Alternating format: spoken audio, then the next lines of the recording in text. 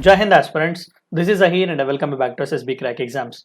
चंद दिनों तक uniform civil code सुर्खियों में छाया हुआ था। अब एक और नया कॉन्सेप्ट हमें न्यूज चैनल्स में देखने को मिल रहा है। वो है वन इलेक्शन वन नेशन का नारा या फिर वन नेशन वन इलेक्शन का नारा।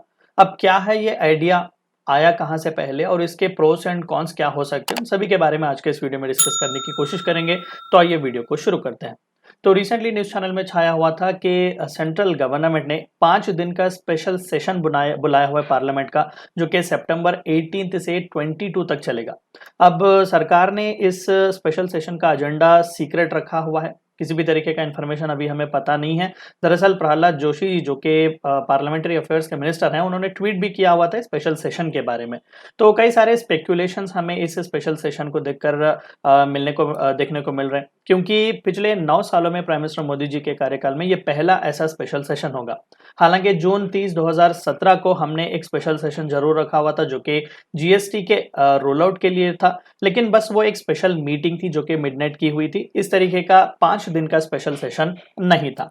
अब कई सारे मीडिया हाउसेस में डिस्कशन हो रहा है कि चंद की इंपॉर्टेंट बिल्स जो है स्पेशल सेशन में ला सकते हैं, क्योंकि नेक्स्ट ईयर पार्लियामेंट्री इलेक्शंस हमें देखने को मिल रहे हैं, लोकसभा के इलेक्शंस हमें देखने को मिल रहे हैं और कई सारे स्टेट्स में भी जनरल इलेक्शंस आने वाले साल हमें देखने को मिल रहे हैं। तो यहाँ पर स्पेकुलेशन ये किया जा रहा है कि सबसे इंपॉर्टेंट बिल जो है वो यूनिफॉर्म सिविल कोड पर लाई जा सकती है, दूसरा वन नेशन वन इलेक्शन पर लाई जा सकती है, तीसरा वुमेन रिजर्वेशन की बिल और चौथा पेंशन स्कीम पर भी एक इंपॉर्टेंट बिल हमें देखने को मिल सकती है।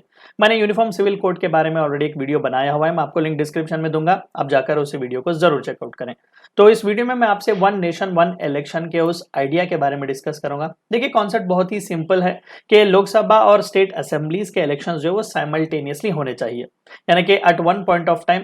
क्योंकि अभी आपको पता है कि रिसेंटली कर्नाटक के इलेक्शन हुए, अब लोकसभा के इलेक्शंस अगेन आइंदा साल होने वाले हैं। तो कॉन्सेप्ट यहाँ पर यह है कि क्या हम बाकी के स्टेट्स, जो जितने भी स्टेट्स हैं हमारे इंडिया में, और सेंट्रल के जो लोकसभा के इलेक्शन है, क्या उन्हें हम मिलाकर इलेक्शन नहीं चला सकते। तो यही सिंपल सा कॉन्सेप्ट है वन नेशन वन इलेक्शन का, यानी कि साइमल्टेनियसली लोकसभा और स्टेट असेंबलीज के लिए भी इलेक्शन यहाँ पर हो। प्रोस क्या क्या है इसके, देखिए मेजर रीजन साइमल्टेनियस इलेक्शंस का ये हो सकता है कि कॉस्ट जो इलेक्शन के खर्चे पर होता है ना, इलेक्शन के खर्चे जो होते हैं वो उसे पूरी तरीके से हम कट कर सकते हैं। बहुत ही ड्रास्टिक यहाँ पर कट डाउन हमें कॉस्ट पर देखने को मिलता है। और कई सारे रिपोर्ट्स ने यहाँ पर ये भी कहा हुआ था कि जो 2019 में लोकसभा के इलेक्शन हुए थे, वहां पर लगभग 60,000 करोड़ रुपए जो है वो खर्च किए हुए थे। अब 60,000 करोड़ रुपए यहाँ पर पॉलिटिकल पार्टीज जो अपने इलेक्शन कैंपेन्स वगैरह पर खर्च करती हैं वो भी है, और जो इलेक्शन कमीशन ऑफ इंडिया भी जो पैसा खर्च करता है इलेक्शन चलाने के लिए, वो भी 60,000 करोड़ में इंक्लूडेड है। और साथ ही साथ कई सारे जो साइमल्टेनियस इलेक्शंस को सपोर्ट करने वाले हैं, उनका मानना यह है कि देखिए ये एडमिनिस्ट्रेटिव सेटअप की एफिशिएंसी भी बढ़ेगा, क्योंकि बार बार पोल्स के लिए जाना, पोलिंग ड्यूटीज के लिए ऑफिशियल्स को एंगेज करवाना, ये एडमिनिस्ट्रेशन में कहीं ना कहीं बाधा यहाँ पर हो सकता है। तो नॉर्मल ड्यूटीज यहाँ पर इफेक्ट होती हैं जब कभी भी इलेक्शन यहाँ पर आते हैं। और साथ ही साथ पॉलिसीज और प्रोग्राम्स में एक कंटिन्यूटी भी हमें देखने को मिलेगी। सेंटर और स्टेट में दोनों एक ही जगह पर सरकार होगी मोस्टली, तो हमें यूनिफॉर्म इस तरीके के पॉलिसीज और प्रोग्राम्स देखने को मिलेंगे। और जैसा ही इलेक्शन शेड्यूल अनाउंस होता है, मॉडल कोड ऑफ कंडक्ट भी हमें देखने को मिलता है। So because of model code of conduct कोई भी नए प्रोजेक्ट या फिर कोई भी पब्लिक वेलफेयर स्कीम हम उस पीरियड में ला नहीं सकते। तो यहाँ पर कंटिन्यूस स्कीम्स और पॉलिसीज में ब्रेकडाउन हमें देखने को मिलता है। और साथ ही साथ लॉ कमीशन वालों ने कई बार ये सजेस्ट भी किया कि साइमल्टेनियस इलेक्शंस की वजह से वोटर टर्नआउट भी बूस्ट होगा, यानी कि जो वोट देने के लिए आएंगे वो एट अ टाइम एमएलए के लिए भी वोट करेंगे और एमपी के लिए भी वोट करेंगे, उन्हें 2 अलग अलग बार आने की जरूरत नहीं होगी। थोड़े बहुत नेगेटिव पॉइंट्स भी यहाँ पर देख लेते हैं। कई सारे पर्सन्स जो इसके खिलाफ है, उनका मानना यह है कि देखिए कई सारे कॉन्स्टिट्यूशनल अमेंडमेंट्स भी हमें लाने पड़ेंगे, ताकि इस आइडिया को हम सिंक अप कर सकें कि लेजिस्लेटिव असेंबलीज का और लोकसभा का इलेक्शन एक ही साथ होगा। और साथ ही साथ रिप्रेजेंटेशन ऑफ पीपल्स एक्ट में भी हमें अमेंडमेंट लाना पड़ेगा, और कई सारे पार्लियामेंट्री प्रोसीजर्स में भी हमें अमेंडमेंट लाना पड़ेगा। सबसे मेजर जो डर है वो ये कि रीजनल पार्टीज अपना पकड़ खो देंगी और लोकल जो इश्यूज हैं उसे रेज नहीं कर पाएंगी, और नेशनल पार्टीज के कंपटीशन में वो compete नहीं कर पाएंगी, चाहे वो इलेक्शन स्ट्रेटजी को लेकर हो या फिर खर्चा एक्सपेंडिचर करने में भी क्यों ना हो। 2015 में नीति आयोग आईडीएफसी इंस्टीट्यूट वालों ने एक सर्वे कंडक्ट किया था, जिसके तहत उन्होंने ये रिजल्ट या फिर एक रिपोर्ट दिया कि ये कहा 77% चांसेस ज्यादा हैं उस विनिंग पॉलिटिकल पार्टी की या फिर अलायंस की, अगर स्टेट इलेक्शन और लोकसभा के इलेक्शंस एट अ टाइम होते हैं। वही अगर 6 महीने का गैप देकर यहाँ पर लोकसभा और स्टेट असेंबली के इलेक्शंस होते हैं तो वहाँ पर विनिंग कैंडिडेट दोनों सेम ही पॉलिटिकल पार्टी या फिर अलायंस का हो, यानी कि सेंटर और स्टेट में वो सिर्फ 61% ही होता है, यानी कि चेंज हमें यहाँ पर देखने को जरूर मिलता है। और ये साथ ही साथ कंट्री के फेडरलिज्म पर भी कई सारा इफेक्ट हमें चैलेंजेस पोज करता है because of this simultaneous elections also. अब एवोल्यूशन कैसे हुआ इस आइडिया का, देखिए ये कोई नया कॉन्सेप्ट नहीं है। 1967 तक इंडिया में साइमल्टेनियस इलेक्शंस ही होते थे, यानी कि लोकसभा और स्टेट असेंबली के इलेक्शंस एक ही टाइम में होते थे और प्रॉब्लम भी ज्यादा नहीं था क्योंकि इंडियन नेशनल कांग्रेस ही वहां पर डोमिनेट करता था। लेकिन ऐसा से जैसे रीजनल पार्टीज की ग्रोथ यहाँ पर हमें देखने को मिली और 1968-69 में कई सारे स्टेट लेजिस्लेटिव असेंबलीज को प्री मेच्योरली डिसॉल्व किया गया था और खुद लोकसभा को भी 1970 में डिसॉल्व किया गया था। एंड बिकॉज ऑफ दैट हमें ये टाइम में मिसमैच देखने को मिल गया। इलेक्शन कमीशन ने 1983 में पहली बार प्रपोज किया कि वापस से साइमल्टेनियस इलेक्शंस लाओ, लेकिन उसी साल के एनुअल रिपोर्ट में इलेक्शन कमीशन ने कहा कि सरकार ने उनके इस रिकमेंडेशन को खारिज किया हुआ है।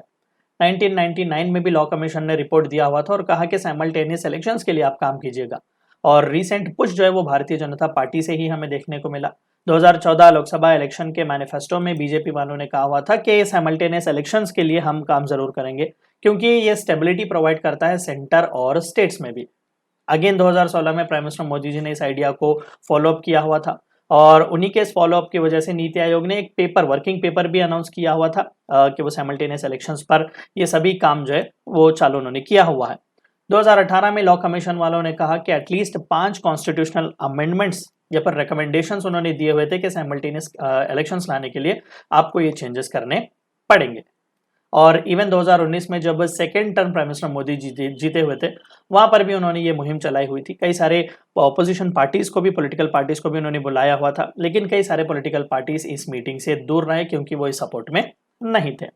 2022 में chief election commissioner Sushil Chandra जी ने भी कहा कि इलेक्शन कमीशन जो है वो फुल्ली प्रिपेयर्ड है साइमल्टेनियस इलेक्शंस कंडक्ट करने के लिए, लेकिन ये आइडिया जो है वो पार्लियामेंट से आना चाहिए। कॉन्स्टिट्यूशन में चंद चेंजेस हैं जो कि बहुत ही जरूरी है, करने चाहिए before we go for simultaneous election. और 2022 दिसंबर में अगेन लॉ कमीशन ने इंपॉर्टेंट स्टेक होल्डर्स वगैरह इन सभी के साथ, national party, election commission, bureaucrats, academicians, experts के साथ उन्होंने मंथन किया हुआ था और वहां पर भी उन्होंने साइमल्टेनियस इलेक्शन पर काम किया हुआ है। अपोजिशन पार्टीज का कहना क्या है, देखिए वन नेशन वन इलेक्शन का जो कॉन्सेप्ट है वो अपोजिशन पार्टीज ज्यादातर इस आइडिया के खिलाफ है। उनका कहना यह है कि एक अनकॉन्स्टिट्यूशनल है और प्रिंसिपल्स ऑफ डेमोक्रेसी के खिलाफ है, क्योंकि अभी हमने देखा कि अगर साइमल्टेनियसली इलेक्शन होंगे तो रीजनल इश्यूज का यहाँ पर हाईलाइट करना बहुत ही मुश्किल हो जाएगा। छोटे छोटे जो पॉलिटिकल पार्टीज हैं वो ना ही खर्चा बेयर कर सकते हैं in competition to national parties और ना ही पूरी तरीके से एक लेवल प्लेइंग फील्ड हमें यहाँ पर देखने को मिलेगा। और साथ ही साथ कई सारे ऑपोजिशन ने ये लांछन भी लगाया कि बीजेपी जो है वो पार्लियामेंट्री फॉर्म ऑफ गवर्नमेंट को हटाकर प्रेसिडेंशियल सिस्टम लाने की कोशिश कर रही है। Because of that only prime minister Modi ji simultaneous elections को लेकर इतने उत्सुक है। तो ये थी चंद बातें आपको इस वीडियो में जाननी थी। वीडियो को एंड करने से पहले आप सभी को एक बार याद दिला दूं कि एसएसबी क्रैक एग्जाम्स के पास एसएसबी इंटरव्यू से related full fledge online course available है। हर महीने इसके नए बैचेस स्टार्ट होते हैं, अपने फ्रेंड्स के साथ भी इन्फॉर्मेशन शेयर कीजिएगा। We also provide you courses like NDA, CDS, FCAT and Warrior. Return is a code which you should use so that you get 10% discount. Meet you next time. Until then, stay healthy, stay safe. Thank you for watching my video. जय हिंद। अगर आप एक defence aspirant हैं और SSB interview, NDA, CDS, FCAT जैसे exams के लिए prepare कर रहे हैं तो आप एसएसबी क्रैक एग्जाम्स के कोर्स को चेक करना ना भूलें। आप हमारी लर्निंग एप्लीकेशन को गूगल प्ले स्टोर से भी डाउनलोड कर सकते हैं।